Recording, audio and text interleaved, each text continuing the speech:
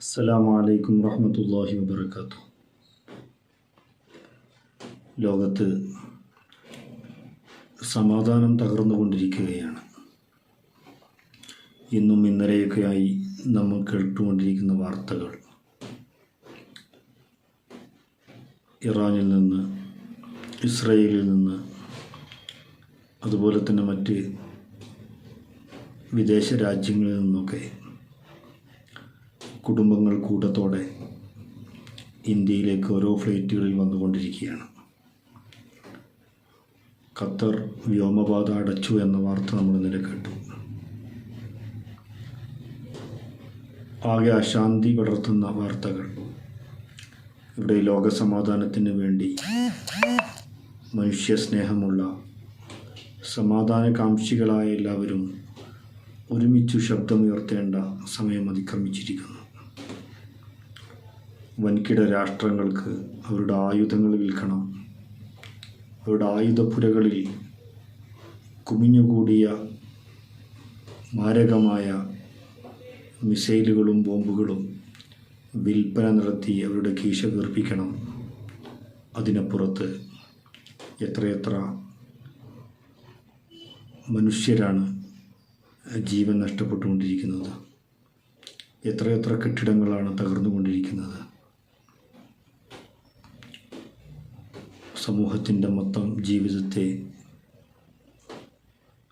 വല്ലാത്ത ഒരു പ്രതിസന്ധിയിലേക്ക് തള്ളിവിട്ടുകൊണ്ട് യുദ്ധക്കൊതിയന്മാർ അമേരിക്കയും ഇസ്രയേലും അവരുടെ കൂട്ടുകക്ഷികളും കരുനീക്കങ്ങൾ നടത്തുമ്പോൾ ഇവിടെ ഇല്ലാതെയാവുന്നത് രാജ്യങ്ങൾ തമ്മിലുള്ള സൗഹൃദവും സ്നേഹവും സമാധാനാന്തരീക്ഷവുമാണ്.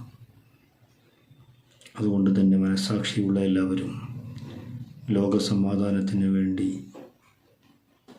ജഗനിയന്താവായ അള്ളാഹുവിനോട് ദുആ ചെയ്ത്, പടച്ചവനോട് പ്രാർത്ഥിച്ച് ലോകമനുഷ്യരുടെ, ലോകജനതയുടെ നന്മയ്ക്ക് വേണ്ടി നമ്മൾ പ്രാർത്ഥിക്കേണ്ടതുണ്ട്. യുദ്ധത്തിനെതിരെയുള്ള ഒരു പ്രതിഷേധം, യുദ്ധത്തിനെതിരെയുള്ള നമ്മുടെ നിലപാട്, അത് ഉച്ചസ്ഥരം വളരെ ഉച്ചത്തിൽ ഈ നാട്ടിൽ ഉയർന്നു കേൾക്കേണ്ടതുണ്ട്.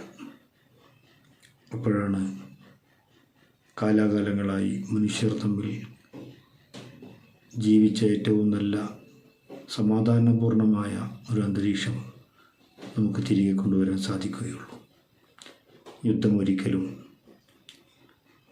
സമാധാനം നൽകുന്നില്ല, യുദ്ധം ഒരിക്കലും ജയം നൽകുന്നില്ല.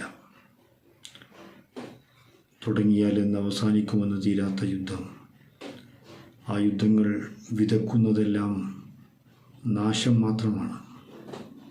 അതുകൊണ്ട് തന്നെ ആ യുദ്ധത്തിനെതിരെയുള്ള നമ്മുടെ പ്രതിഷേധങ്ങൾ നാം ഉയർത്തിക്കൊണ്ടേയിരിക്കണം.